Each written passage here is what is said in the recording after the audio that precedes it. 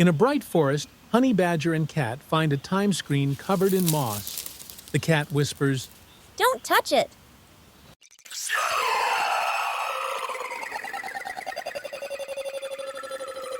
but Honey quickly reaches out. Blue sparks explode, swallowing them in a time vortex. They drift through a void of glowing blue light. They land in a prehistoric jungle, a red sky, volcanic mountains, and flying reptiles in the distance. The cat yells, Where are we? Meanwhile, the Honey Badger is mesmerized by the view.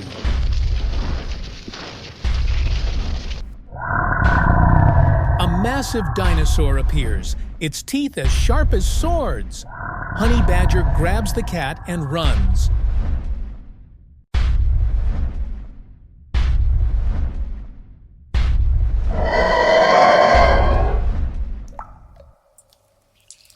Inside a dark cave, they find ancient fossils and cave paintings on the walls.